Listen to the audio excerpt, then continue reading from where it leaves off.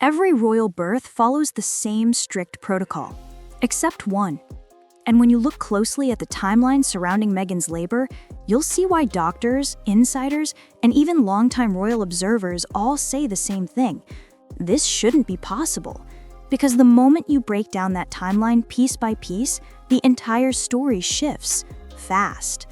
What once sounded magical suddenly feels inconsistent. What once seemed private now looks unusually controlled. And as more details surface, the biggest question becomes impossible to ignore. Why does this birth story raise more questions than answers? Today, we're pulling apart every detail, every contradiction, and every odd moment that sparked one of the most intense royal debates in modern royal history. And before we dive in, if you enjoy breakdowns that cut through the noise and explore the stories people can't stop talking about, make sure you subscribe. We drop new videos like this every week, and trust me, you won't want to miss what's coming next. The timeline was the first thing that made people stop and look twice.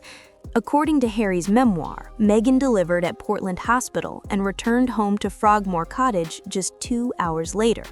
On paper, it sounds impressive, almost cinematic. But to people familiar with real hospital routines, it sparked an immediate question. How does a birth, recovery, discharge, and hour-long drive happen in such a tiny window of time? And here's where the debate really begins. Because even on a calm day, the drive from Portland to Frogmore is close to an hour, which means everything else, post-birth checks, paperwork, security coordination, packing, recovery, would have needed to happen in the remaining 60 minutes. A pace so fast that medical professionals online call it beyond unlikely. But that's only the start. Because once critics began breaking down each step of that timeline, new inconsistencies began surfacing, details small enough to overlook, but big enough to change everything. Here's the first major crack. Most hospitals, especially private maternity clinics, don't discharge newborns within an hour. Not because they can't, but because they won't. Standard protocol includes multiple rounds of checks, monitoring, and documentation, long before anyone is cleared to leave. So, with a timeline this tight, viewers began asking the one question that kept echoing across social media. If the protocol wasn't followed, then what actually happened? And just when people thought they reached the end of the mystery, a new twist emerged. Because when former hospital staff and medical commentators reviewed the timeline, several pointed out that this kind of rapid discharge is generally only seen in one situation, when the birth doesn't happen inside the facility at all. That idea alone changed the entire conversation, and it pushed watchers to wonder, was the timeline unusual because the events didn't unfold the way the public was told? But hold on, because the timeline is only the first layer of this puzzle. The next detail, the one involving the epidural claim, is what truly sent the debate into overdrive. And once you hear why, everything that follows starts to look very different.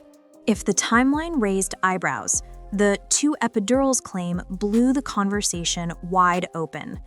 In Harry's memoir, he describes Meghan receiving not 1, but 2 epidurals during labor. To most readers, it sounded dramatic, but to anesthesiologists and labor nurses who later discussed the detail publicly, it sounded strange. Because epidurals aren't given like refills. They rely on a single catheter placed into the spine, a line that can be adjusted, not replaced. And that's where the real confusion began. For Meghan to have a second epidural, the first catheter would need to be removed entirely and a brand new one inserted, a delicate spinal procedure that requires time, monitoring, and strict protocol. So the question that quickly surfaced was simple. If the labor was progressing normally, why would such a rare repeat procedure even happen? But the debate didn't stop there. Some medical professionals went further, pointing out that a second epidural is usually only considered in complicated or escalating situations, which then raised another question. If the birth required that level of intervention, how does it align with the calm, spa-like environment described in the memoir?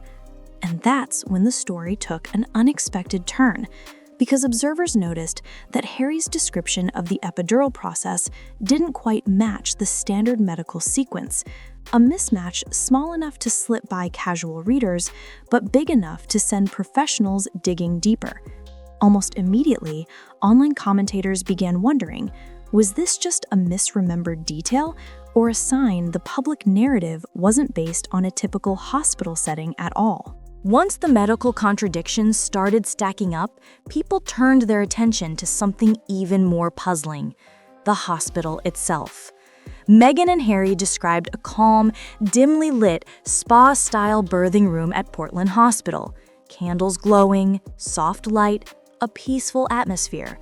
But here's what longtime staff and maternity commentators noted online: Portland isn't built like that. It's a luxury maternity clinic, yes, but it's also a tightly controlled medical facility with strict procedures. And that contrast immediately raised one big question. If the birth was high risk, why does the setting sound like a wellness retreat? Because, according to people familiar with Portland's operations, high-risk births don't happen in low-light, candle-lit spaces. They happen under bright lighting, with monitors, specialists, and equipment ready at a moment's notice. And once viewers compared the memoir's serene description with Portland's real-world protocols, another theory emerged. Was the room described in the story even a typical Portland delivery room at all? And here's where things get even stranger. Some former patients publicly claimed Portland has no emergency department, no ER, and no hidden exits, which contradicts the idea of a discreet, drama-free escape moments after delivery. So naturally, this sparked a new wave of speculation. If a quick exit wasn't standard practice, how did the family manage to leave so fast and unnoticed? Then came the detail that completely changed the tone of the conversation. A quiet voice from inside the hospital community, someone who claimed familiarity with Portland's layout, suggested that certain parts of the memoir simply didn't match the building at all. They mentioned details that don't exist in the real hospital. That revelation led viewers to ask the next logical question. Was the setting misremembered, exaggerated, or something else entirely? But that wasn't even the most intriguing part. The moment observers dug deeper, they found additional issues. The mention of a secret elevator, the lack of documented staff movements, even the unusual understatement of medical supervision. Small discrepancies on their own, but when placed together, they formed a pattern people couldn't ignore. And that pattern raised a new possibility. Was the birth story crafted to sound private, even if the real circumstances were very different? But the biggest twist was still ahead, because while the hospital inconsistencies fueled speculation, something else, something rooted in royal protocol, created a hole in the story far larger than anyone expected. And once viewers learned what happened on the royal side of the timeline, the debate took a turn no one saw coming. If the hospital side of the story felt confusing, the royal side made it even harder to ignore. Because when it comes to royal births, there's one thing insiders and historians keep repeating. Nothing is left to chance. Timelines are planned, calls are logged, every step is documented. And that's why one detail in Meghan's story set off alarm bells for royal watchers everywhere. The claim that protocol around the Queen wasn't followed in the usual way. Traditionally, when a royal woman goes into labor, the monarch is notified immediately. It's not just a courtesy, it's part of a long-standing system of communication inside the institution. Yet, commentators reviewing the timeline of Archie's arrival noticed something odd. There was no clear indication in any public version of the story of when or how the Queen was allegedly informed. That silence led to a new question. If everything was done by the book, why does such a critical step feel missing? And royal protocol wasn't the only thing that seemed out of place. The way the media was handled that day has also become a major talking point. Normally, the press is kept on standby, briefed through official channels, and prepared for a carefully timed announcement. But in Archie's case, the messaging felt delayed, scrambled, and strangely inconsistent. So observers began wondering, was this just chaos behind the scenes? Or a sign that the official timeline didn't match what was really happening? Then came something even more confusing: the shifting explanations. Over time, different reasons were given publicly for why the press and photographers weren't included in the usual way. Concerns about privacy, concerns about safety, concerns about fairness. All understandable on their own, but when lined up side by side, they didn't quite sound like the same story. And that inconsistency led critics to ask another uncomfortable question. If one clear explanation existed, why did it seem to keep evolving? But the most interesting part wasn't just what was said, it was what wasn't said. No detailed breakdown of who was notified when, no precise account of how information flowed inside the palace that day, no timeline that fully matched the way previous royal births were handled. And in a world where royals usually move like clockwork, that kind of vagueness stood out. It made people wonder, was this secrecy purely about privacy? Or was it protecting a version of events that couldn't withstand too much scrutiny? Yet even with all of that, the missing signals, the protocol questions, the press confusion, one more layer still remained. Because while royal procedures seemed oddly blurred, Meghan's own story about the birth began to clash with something even more unforgiving than palace tradition: the medical reality of her age and alleged risk level. By this point, the big inconsistencies were already fueling debate, but what really pushed the conversation into overdrive were the small details, the tiny pieces of the story that didn't seem important until people looked closer. Because sometimes it's not the major contradictions that expose a mystery, it's the little moments hiding in plain sight. The first detail that set people buzzing online was Harry's late-night food run. He described slipping out at 2 a.m. to grab Nando's chicken for the hospital room, a funny, relatable moment. But viewers quickly pointed out two things.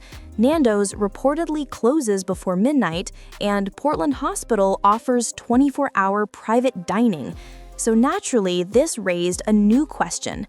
If food was available inside the building, why would a new father need to leave the hospital at 2 a.m.? Then came the secret elevator. In the memoir, Harry describes a hidden passageway used to move them discreetly through the hospital. But people familiar with Portland's layout, including past patients who spoke publicly, claim the building doesn't include any covert tunnels or royal-only exits. And that contradiction triggered another wave of curiosity. If the escape route didn't match real-world design, was the story embellished, or was something else going on behind the scenes? But it didn't stop there. Commentators also highlighted confusion around who actually delivered the baby. For months, different outlets reported different physicians, and later statements contradicted early claims. This wasn't a scandal, but it was unusual, because when it comes to royal births, medical teams are typically confirmed and documented with precision. So naturally, observers started asking, how does a high-profile birth end up with conflicting reports about the doctor involved? And then came the detail that tied everything together. When people lined up the timeline, the medical inconsistencies, the hospital contradictions, the protocol gaps, and these small but persistent questions, something unusual happened. The story no longer looked confusing, it looked curated. Not falsified, not dramatic, but carefully shaped in a way that left room for interpretation and, for some, doubt, which sparked a final, lingering question across online discussions. If so many details of the birth story seem open to interpretation, what other parts of the narrative might still be hidden in the shadows? But the biggest twist is still ahead, because once all these little cracks were laid out in order, viewers realized the mystery wasn't about any single moment. It was about the pattern they formed together. And that pattern leads to one final question, the one that keeps echoing through royal forums, commentary channels, and insider discussions. If so many details of the birth story seem open to interpretation, what other parts of the narrative might still be hidden in the shadows?